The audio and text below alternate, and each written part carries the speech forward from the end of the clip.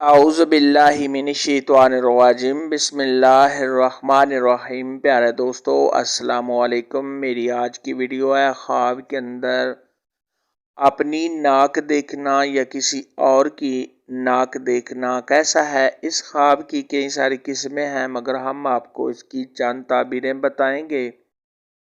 Video شروع کرنے سے پہلے میری آپ سے چھوٹی سی گزارش ہے کہ میرے چینل کو سبسکرائب کر لیں تاکہ آنے والی ہر نیو ویڈیو آپ تک آسانی سے پہنچ سکے اور آپ اپنے خواب کی تعبیر جان سکیں۔ حضرت دانیال علیہ السلام نے ارشاد فرمایا ہے کہ اگر کوئی شخص خواب کے اندر اپنی ناک دیکھے تو یہ اس شخص کے نیک اور عزت دار ہونے کی علامت ہے۔ اگر کوئی شخص خواب کے اندر دیکھے کہ اس کا ناک چھوٹا ہے تو یہ اس کی عزت میں کمی ہونے کی علامت ہے۔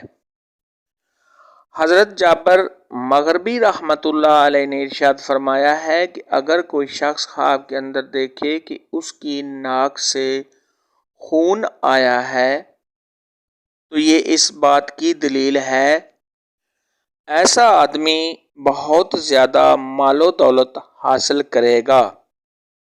اور اگر کوئی شخص خواب کے اندر دیکھے کہ اس کے ناک سے بہت زیادہ خون آیا ہے اور اس کا جسم خون سے تر ہو گیا ہے تو یہ اس بات کی دلیل ہے کہ ایسا آدمی مال حرام حاصل کرے گا۔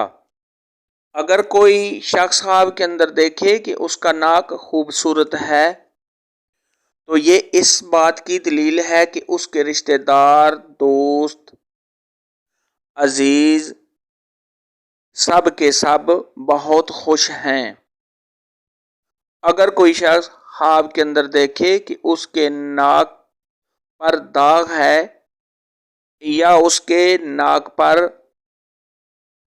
سیاہی لگی ہوئی ہے یا اس کا ناک کالا ہے تو یہ اس بات کی دلیل ہے کہ اس کے رشتہ دار، دوست، عزیز بہت پریشان اور بری حالت میں ہیں۔